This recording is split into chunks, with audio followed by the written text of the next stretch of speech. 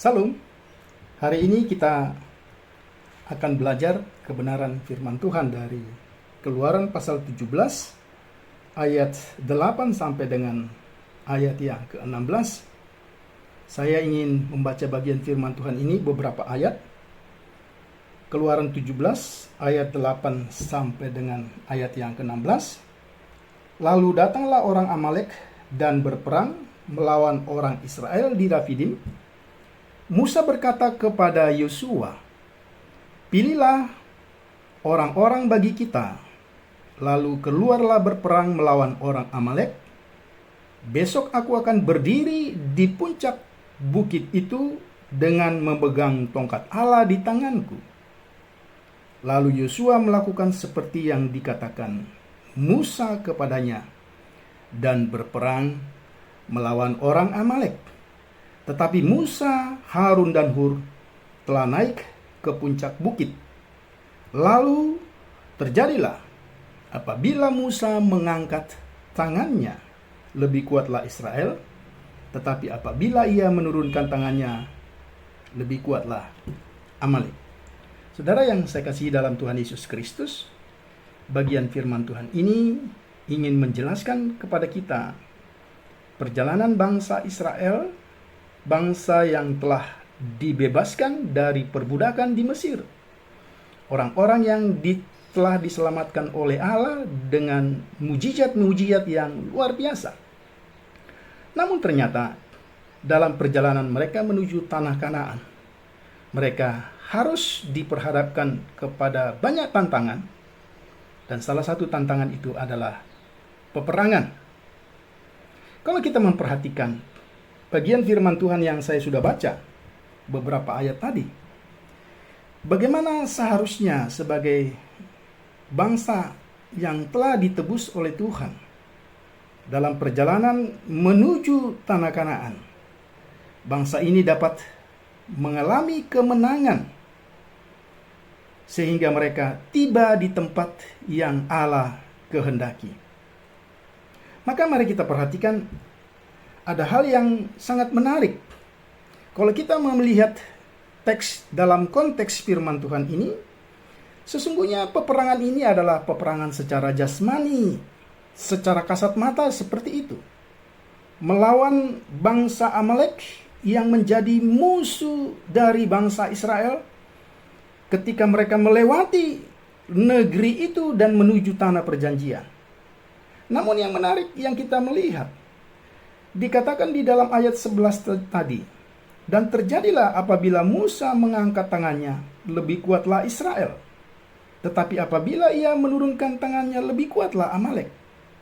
Pertanyaannya, apa hubungan mengangkat tangan yang sebenarnya dalam konteks ini berarti berdoa, menengadahkan tangan kepada Allah? Harun dan Hur menopang tangan Musa. Ketika doa itu naik kepada Tuhan, pada saat itulah Yosua dan kawan-kawan dan semua tentara-tentara yang berperang di bawah bukit itu mengalami kemenangan. Apa yang ingin dikatakan oleh firman Tuhan ini?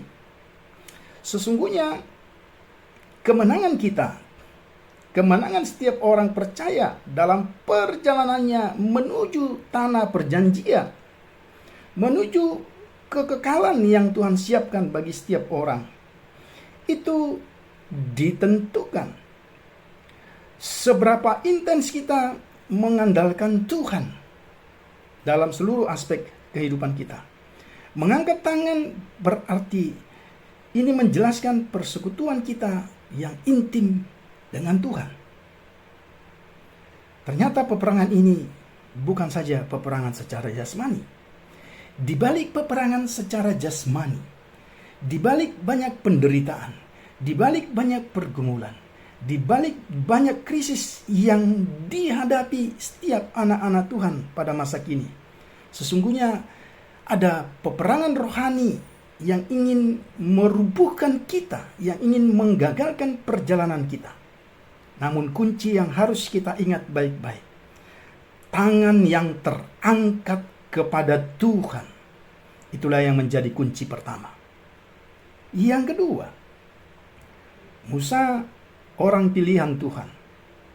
Musa adalah orang yang melakukan banyak mukjizat demi mukjizat untuk membebaskan umat Tuhan dari perbudakan.